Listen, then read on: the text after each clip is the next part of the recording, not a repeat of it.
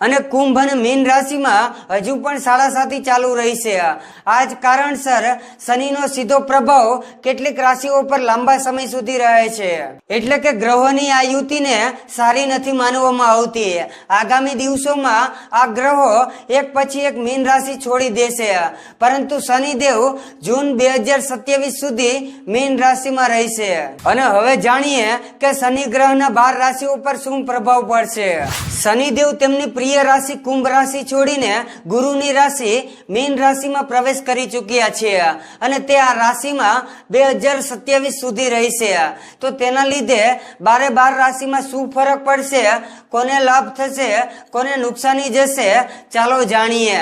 તે પહેલા કમેન્ટમાં જય શનિદેવ લખી દેજો અને આ વિડીયોને લાઈક કરી દેજો। શનિની સાડાસાતીથી કઈ રાશિ પ્રભાવિત થશે, કઈ રાશિઓ પર શનિની દયાનો પ્રભાવ પડશે અને કોને તેનાથી રાહત મળશે, તે આજના વિડીયોમાં જાણીશું। શનિદેવ 29 માર્ચ 2025 ના રોજ કુંભ રાશિ છોડીને મીન રાશિમાં પ્રવેશ કરી ચૂક્યા છે અને મીન રાશિમાં પહેલેથી જ 5 ગ્રહો છે, સૂર્ય, બુધ, શુક્ર, રાહુ અને ચંદ્ર। આ રાશિમાં શનિના આગમનથી મીન રાશિમાં એક સાથે 6 ગ્રહોનું સંયોજન થયું છે, એટલે કે ગ્રહોની આ યુતિને સારી નથી માનવામાં આવતી। આગામી દિવસોમાં આ ગ્રહો એક પછી એક મીન રાશિ છોડી દેશે, પરંતુ શનિદેવ જૂન 2027 સુધી મીન રાશિમાં રહેશે અને 9 ગ્રહોના ન્યાયાધીશ શનિદેવ સૌથી ધીમે ચાલે છે અને તે લગભગ 2.5 વર્ષ સુધી એક રાશિમાં રહે છે। આ જ કારણસર શનિનો સીધો પ્રભાવ કેટલીક રાશિઓ પર લાંબા સમય સુધી રહે છે અને શનિની રાશિમાં ફેરફાર સાથે રાશિ ચક્રમાં સાડાસાતી અને દૈયા પણ બદલશે। સાડાસાતી મકર રાશિમાંથી ઉતરશે અને મેષ રાશિમાં શરૂ થશે અને કુંભ અને મીન રાશિમાં હજુ પણ સાડાસાતી ચાલુ રહેશે અને કર્ક અને વૃશ્ચિક રાશિના જાતકો દૂર રહેશે। હવે દૈયા સિંહ અને ધન રાશિમાં શરૂ થશે અને હવે જાણીએ કે શનિ ગ્રહના 12 રાશિઓ પર શું પ્રભાવ પડશે। પહેલી રાશિ છે મેષ રાશિ। આ રાશિ પર શનિની સાડાસાતી ચાલુ થઈ ગઈ છે। 12મો શનિ તમારી રાશિના સ્વામી મંગળ સાથે તટસ્થ સંબંધો છે। આ સમય તમારા માટે રાહતથી ભરેલો રહેશે। તમને મનોરંજન અને યાત્રા પર જવાની તક મળશે। કાનૂની બાબતોમાં તમને સફળતા મળશે। તમને સારા સમાચાર મળશે। જો તમે હનુમાનજીને અત્તર અર્પણ કરો છો તો તમને શનિ તરફથી શુભ ફળ મળી શકે છે। બીજી રાશિ છે વૃષભ રાશિ। આ રાશિ માટે 11મો શનિ રહેશે। શનિ તમારી રાશિના સ્વામી શુક્ર સાથે મિત્રતા પૂર્ણ છે, એટલે શનિ વૃષભ રાશિના લોકોને લાભ કરાવશે। અટકેલા કાર્ય પૂર્ણ થવાની શક્યતા છે। લાયક લોકોને લગ્નના પ્રસ્તાવ મળશે। તમને તમારા જીવનસાથી તરફથી સહયોગ મળશે। વ્યવસાયમાં નવા સમીકરણો ફાયદાકારક રહેશે। જો તમે રામનું નામ જપ કરશો તો તમારી સમસ્યાઓ દૂર થઈ શકે છે। ત્રીજી રાશિ છે મિથુન રાશિ। 10મો શનિ તમારી રાશિ સ્વામી બુધનો મિત્ર છે, એટલે આ ગ્રહ તમારા માટે લાભદાયક પરિસ્થિતિનું નિર્માણ કરશે। સમાજમાં માન સન્માન અને પ્રતિષ્ઠામાં વધારો થશે। લાભ થવાની શક્યતા છે। વિદેશ યાત્રા કરવા માંગતા લોકો માટે અવરોધોનો અંત આવશે અને હનુમાનજીને લાલ વસ્ત્ર અર્પણ કરો અને હનુમાન ચાલીસાનો પાઠ કરો। ચોથી રાશિ છે કર્ક રાશિ।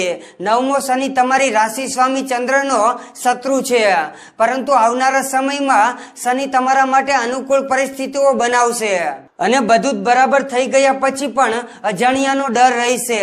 માનસિક તણાવ રહેશે। અજ્ઞાન કારણોસર યોજનાઓ બદલવી પડે છે। તમારે નિર્ભયતાથી કામ કરવાની જરૂર છે।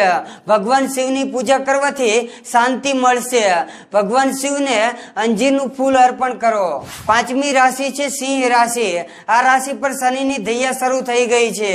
8મો શનિ તમારી રાશિ સ્વામી સૂર્ય સાથે શત્રુ ક્ષેત્રમાં છે। શનિના કારણે જૂના કાર્યમાં સુધારો થશે, પરંતુ નવા કાર્ય કે રોકાણથી બચવું પડશે અને નવા લોકો પ્રત્યે આકર્ષણ વધશે। તમારી કામની પ્રશંસા થશે।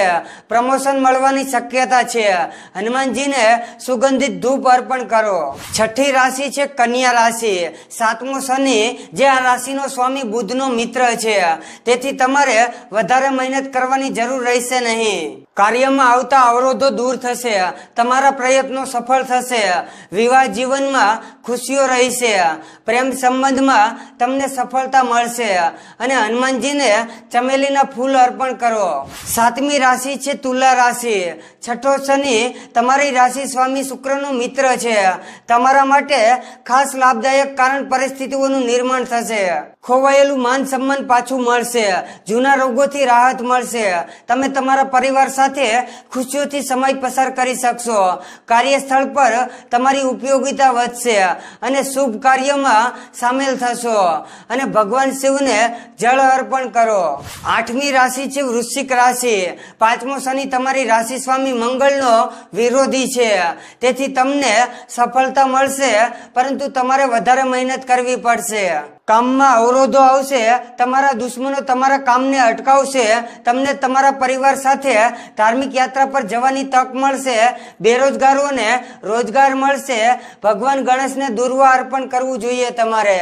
9મી રાશિ છે ધનુ રાશિ. શનિનો પ્રભાવ રહેશે.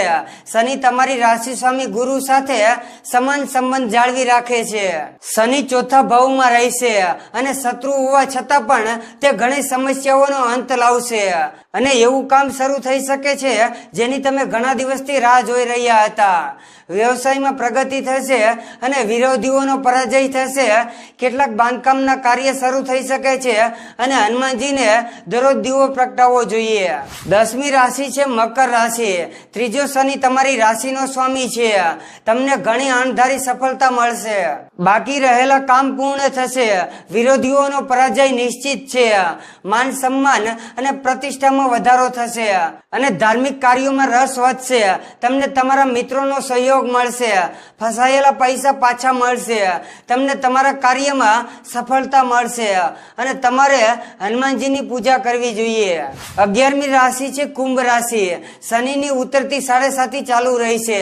બીજું શનિ તમારી રાશિનો સ્વામી છે. આનાથી કેટલીક સમસ્યાઓ ઊભી થઈ શકે છે. પૈસાનો પ્રવાહ સામાન્ય રહેશે. ઘણા અટકેલા કાર્ય સફળ થશે અને વિવાદાસ્પદ મુદ્દામાં પક્ષ વધુ મજબૂત રહેશે અને તમારે ગરીબોને ભોજનનું દાન કરવું જોઈએ અને હનુમાનજીની પૂજા કરવી જોઈએ. અને 12મી રાશિ છે મીન રાશિ. શનિની 7.5નો બીજો તબક્કો રહેશે અને 7.5નો સંપૂર્ણ અસર રહેશે. શનિ તમારી રાશિ સ્વામી ગુરુ સાથે સુમેળમાં છે, છતાં પણ તમારે સાવચેત રહેવું પડશે.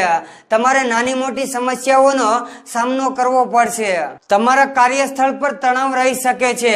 રોકાણો ટાળો અને અજાણ્યા લોકો પર વિશ્વાસ ન કરો.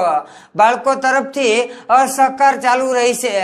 પશુ પક્ષીઓ માટે પાણીની વ્યવસ્થા કરવી જોઈએ તમારે.